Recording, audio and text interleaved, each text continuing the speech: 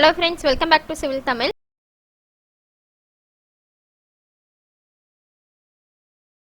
இந்த வீடியோவில் நம்ம என்ன பார்க்க போகிறோம் அப்படின்னா, நம்மளுக்கு நிறைய சப்ஸ்கிரைபருக்கு உள்ள டவுட்ஸு. ஸோ நம்மளுடைய சிவில் சாஃப்ட்வேர்ஸில் எந்தெந்த காம்போ எடுத்து நம்ம படித்தா நம்மளுக்கு நெக்ஸ்ட்டு யூஸ்ஃபுல்லாக இருக்கும் அப்படிங்கிறது தான்.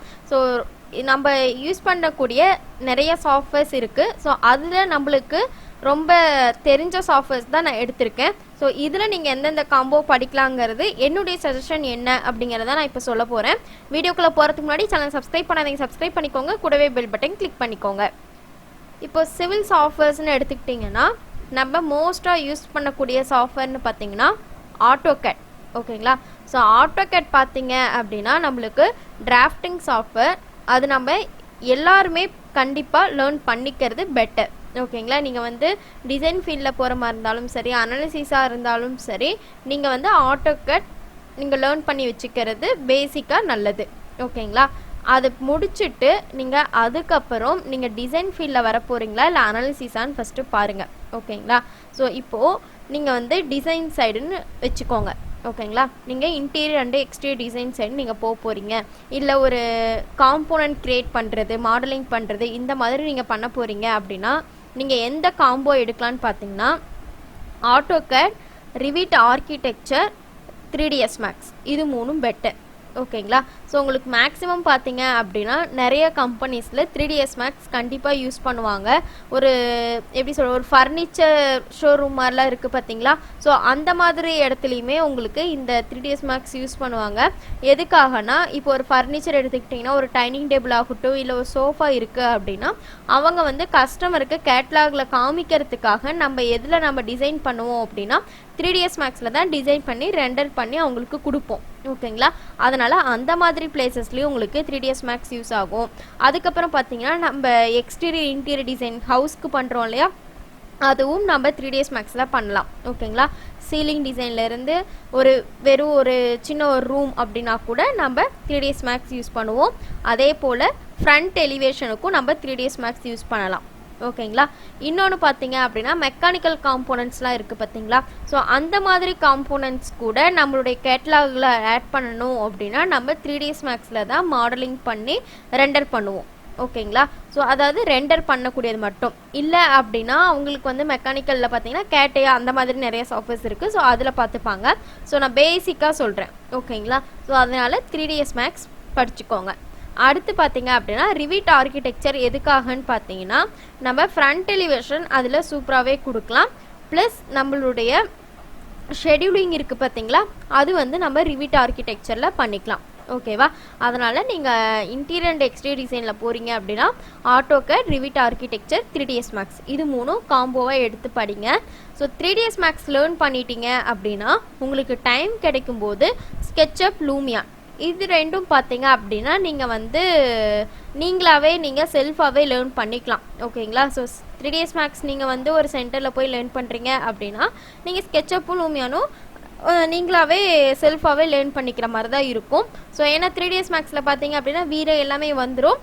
என்ன பேசிக் கான்செப்ட் அப்படிங்கிறது தெரிஞ்சிருச்சுன்னா உங்களால் ஸ்கெட்சப்லேயும் பண்ணிக்கலாம். ஸ்கெட்சப்பில் பார்த்தீங்கன்னா டூல்ஸ் மட்டும்தான் வேரி ஆகும். நீங்கள் வந்து அதனால் செல்ஃபாக லேர்ன் பண்ணிக்கலாம். ஓகேங்களா? இதுதான் இன்டீரியர் அண்ட் எக்ஸ்டீரியர் டிசைனில் இருக்கக்கூடியது. ஓகேங்களா? இது ஒரு வழி.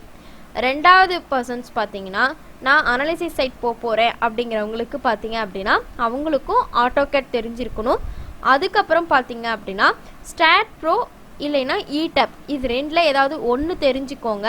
ஓகேவா? பேசிக்காக தெரிஞ்சுக்கோங்க. நான் ஏன் பேசிக்காக அதை தெரிஞ்சுக்கோங்கன்னு சொல்கிறேன்னா நிறைய கம்பெனிஸில் இன்னுமே ஸ்டாட் ப்ரோ தான் யூஸ் பண்ணுறாங்க. சப்போஸ் நீங்கள் வந்து வேறு கம்பெனிஸில் செலக்ட் ஆகும்போது அவங்க இடப் வந்து உங்களுக்கு சொல்லி கொடுத்து கூட ஆல் எடுத்துப்பாங்க. அதாவது ட்ரைனிங் மாதிரி கொடுத்து அதுக்கப்புறம் செலக்ட் பண்ணுறாங்க பார்த்தீங்களா? ஸோ அந்த மாதிரி டைமிங்கில் நீங்கள் ஈஸியாக லேர்ன் பண்ணிக்க முடியும். பேசிக்காக ஸ்டார்ட் போய் இருந்தால் தான் நீங்கள் வந்து அந்த கான்செப்டை வச்சு இடப் லேர்ன் பண்ண முடியும். ஓகேங்களா? இது ரெண்டில் ஏதாவது ஒன்று ஃபஸ்ட்டு லேர்ன் பண்ணிக்கோங்க.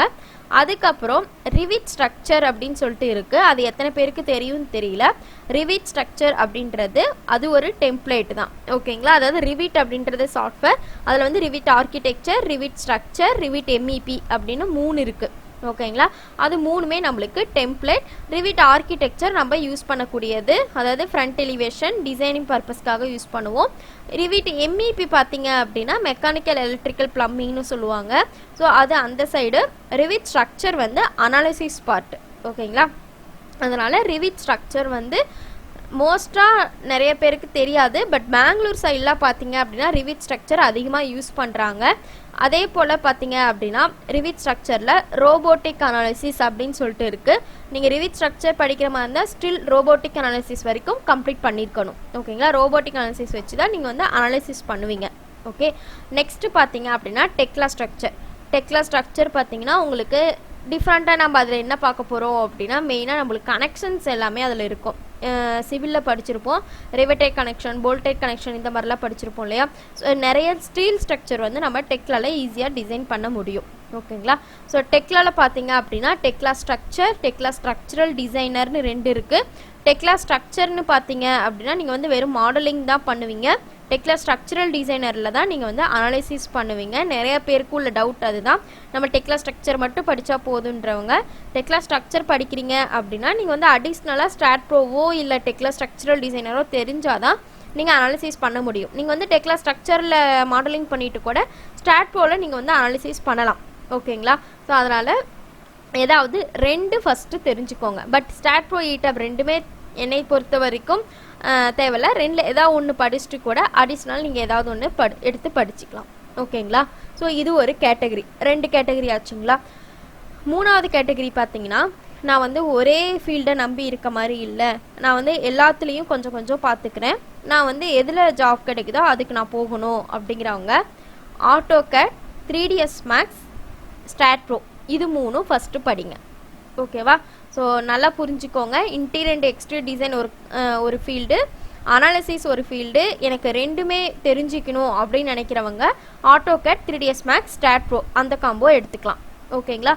ஸோ 4th கேட்டகரி பார்த்தீங்க அப்படின்னா பிஸ்னஸ் ஃபீல்டில் போகிறவங்க, அதாவது ஓனாக கன்ஸ்ட்ரக்ஷன் ரன் பண்ணுறாங்க பார்த்தீங்களா, ஓனாக ப்ராஜெக்ட்ஸ் எடுத்து பண்ணுறவங்களாம் என்ன மாதிரி எடுக்கலாம்னா, நீங்கள் வந்து கன்ஸ்ட்ரக்ஷன் ரன் பண்ண போகிறீங்க அப்படின்னா உங்களுக்கு ஃப்ரண்ட் எலிவேஷன் போடணும், அதுக்கப்புறம் இன்டீரியர்லாம் பண்ணணும், அதுக்கப்புறம் அனாலிசிஸும் ரிசல்ட்டும் நீங்கள் கொடுக்கணும். அதுக்கு என்ன பண்ணணும் அப்படின்னா அதே காம்போ தான் AutoCAD, 3ds maths R SketchUp, அடுத்து பார்த்தீங்க அப்படின்னா ஸ்டாட் ப்ரோ. ஸோ இந்த காம்போ தான். ஸோ ஏதாவது ஒன்று நான் எல்லாமே தெரிஞ்சுக்கணும், நான் ஏதாவது ஒன்று ஜாபுக்கு போகிறேன் அப்படிங்கிறவங்களும் பிஸ்னஸ் ஃபீல்டில் வரவங்களும் இந்த காம்போ எடுத்துக்கலாம். ஓகேங்களா. ஸோ இதுதான். அதனால் காம்போ எடுக்கும்போது ப்ராப்பராக பார்த்து எடுங்க. நீங்கள் சென்டரே போய் படிக்கிறீங்க அப்படின்னாலுமே அதில் ஒன்று இதில் ஒன்றுன்னு எடுக்காமல், திக்கால் கொண்டா எடுக்காமல் கரெக்டாக ப்ராப்பராக காம்போ எடுத்தீங்க அப்படின்னா கண்டிப்பாக உங்களுக்கு அடுத்து மூவ் ஆக ஈஸியாக இருக்கும். சப்போஸ் நீங்கள் வந்து AutoCAD, 3ds Max, STAAD bro இந்த 3 படிச்சிடுறீங்கன்னு வச்சுக்கோங்களேன். நான் அதில் கால் வச்சிட்டேன், ஆட்டோகேடும் படிச்சிருக்கேன், டிசைனில் வந்து 3ds மேக்ஸும் படிச்சிருக்கேன், அடுத்து அனாலிசிஸில் ஸ்டாட் ப்ரோ இருக்குது அப்படிங்கிற பட்சத்தில் நீங்களா அடுத்து படிக்க ஸ்டார்ட் பண்ணலாம். 3ds மேக்ஸ் படிச்சிருக்கீங்களா, அடுத்து நீங்களா செல்ஃபாக ஸ்கெட்சப் ஸ்டார்ட் பண்ணலாம்.